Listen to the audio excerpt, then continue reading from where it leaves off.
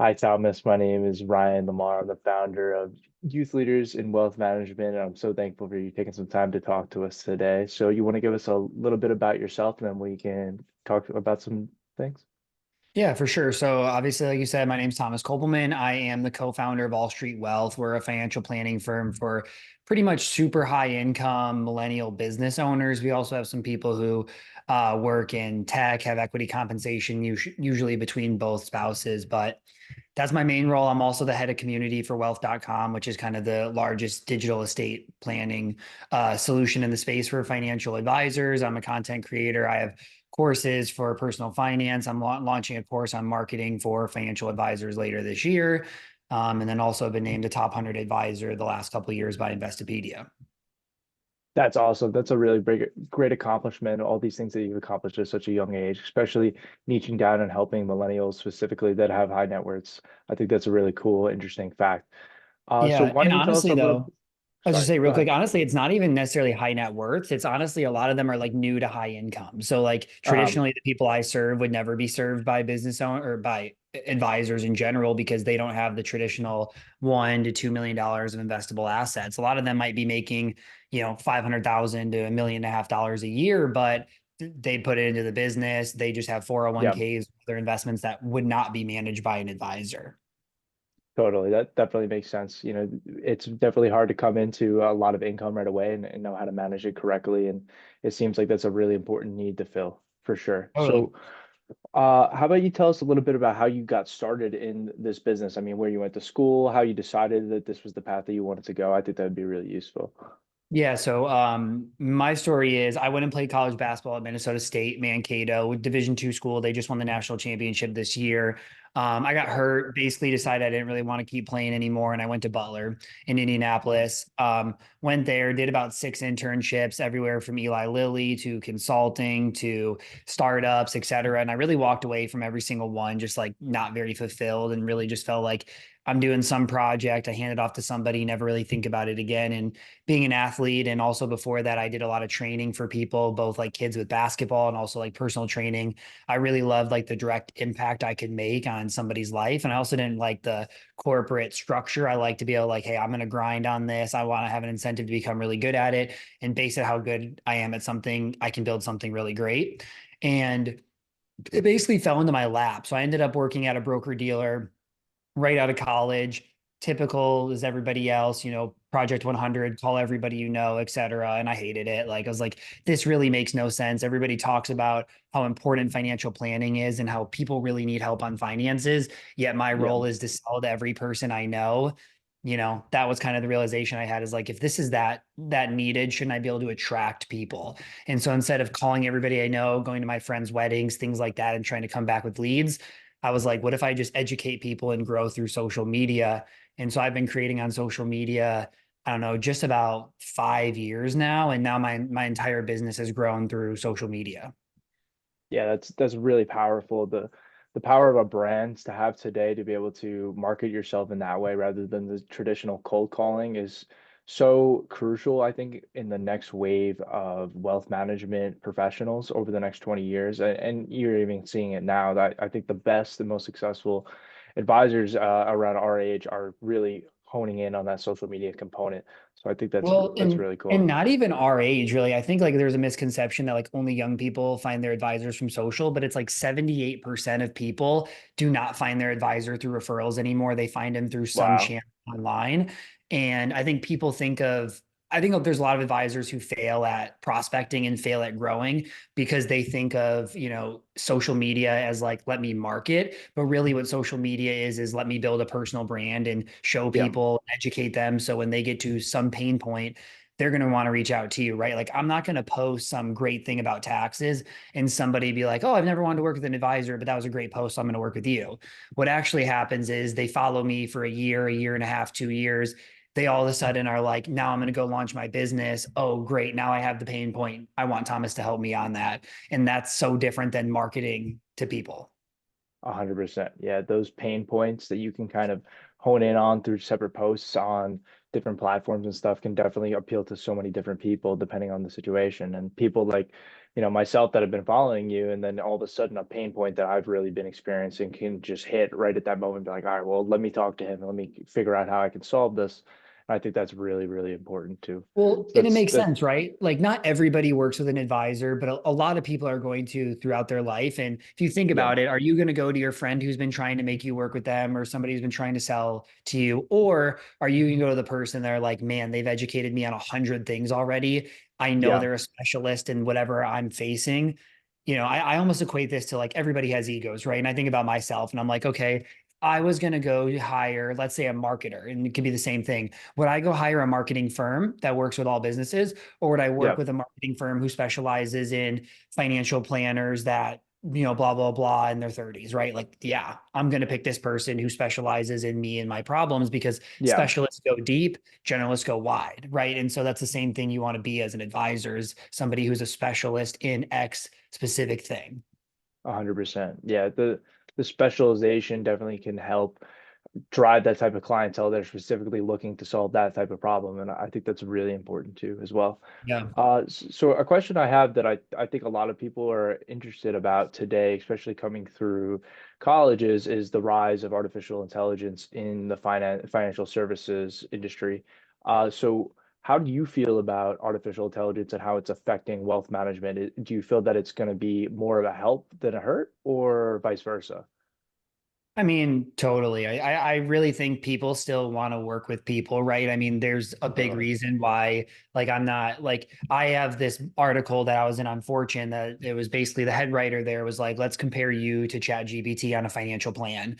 Yeah. And basically the difference was like you go to this and it's just basically future value. Like, hey, if I want to keep my spending the same and I want to retire at this age, what do I need to do? Well, great. Like that's a future value calculation. Like hopefully everybody could go type in future value calculator on Google, go to a place, type it in. But that's really not what financial planning is, right? There's so many Totally. variables that come into play. You mix in all the financial variables, the situation that they have at hand, how they feel about money, debt, investing, retirement, their life, vacations, et cetera. Like all of that going in is how you actually deliver a financial plan. And then it's going to be really hard to have a software, hold people accountable, make sure they get things done, make sure they don't fear that they mess things up or, build confidence in them.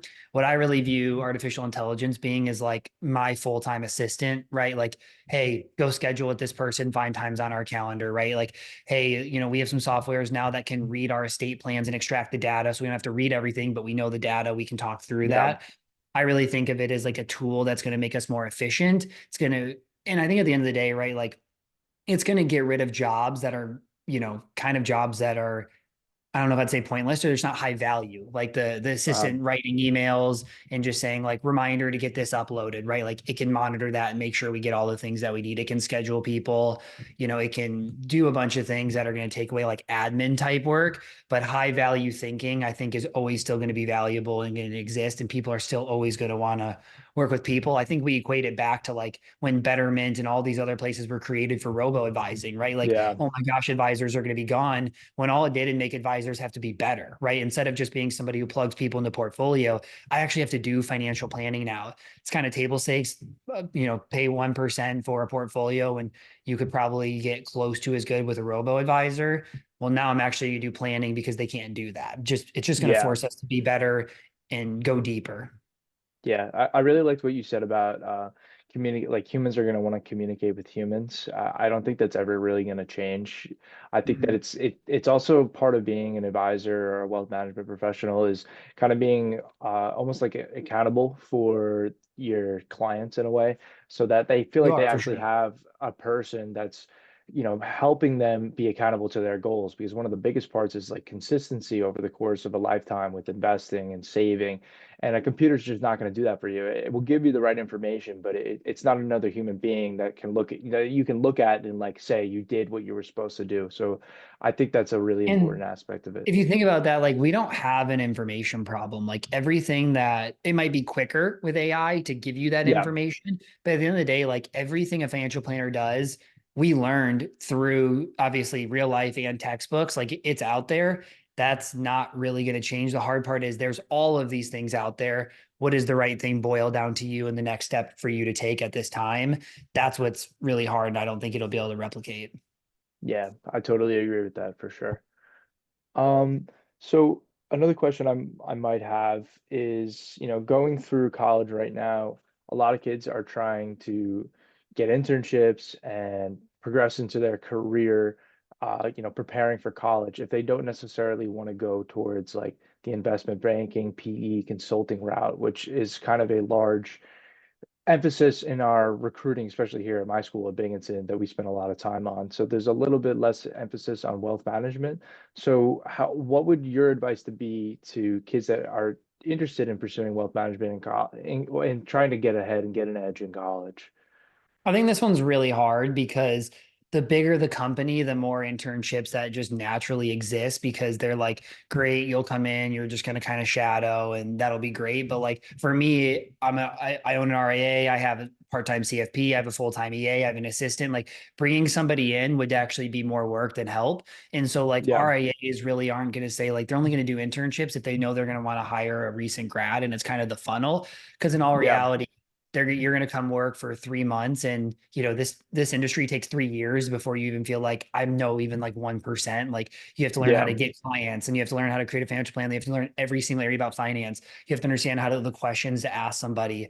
So I think this is one of the hardest industries to get into in the beginning. And in all reality, it sucks, but the same way I got in was broker dealer and kind of sink or swim and figure it out. And that's probably the way that it's going to continue unless you get to go to like a creative planning or some really large RIA that has internships. But the problem is you're not licensed. Then you have to get client approval to have younger people in.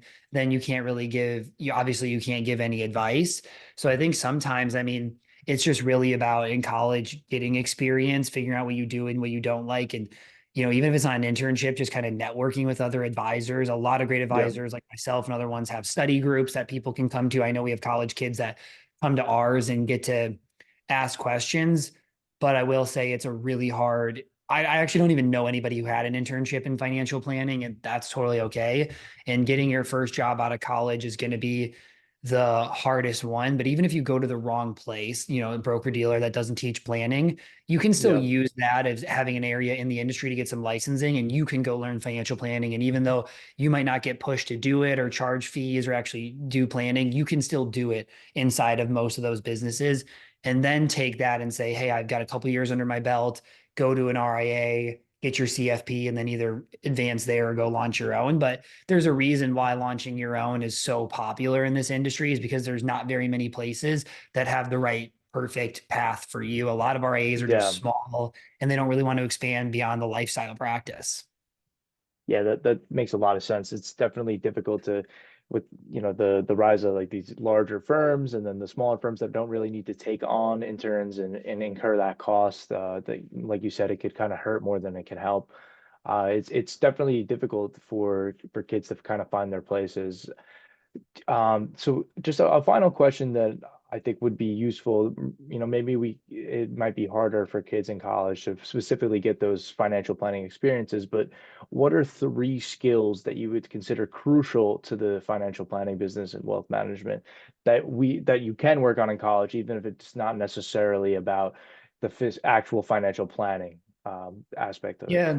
I kind of start telling people early, like the earlier you can start creating content, the better, right? Like I promise you, if you're graduating senior in college and you're going to apply for jobs and somebody looks and is like, man, this guy has a blog and he's been posting on social media about the things that he's learning about finance, just trying to help other people, you're going to win, right? You show that you're a hard worker. You show that you can explain finance well. You show that you understand finance well. And for Yeah, me, this has been the biggest driver of learning, right? Because it's one thing to know it. It's another thing to be able to explain it and teach it to people, right? Like that's where deep learning totally. comes, which is really how the school system works, right? Like we read it, we learn it in class, then you have to write it, then you have to be able to take a test on it, right? Like in this industry, there's a never ending thing to learn. Like I feel like I'm one of the top financial planners in depth of planning.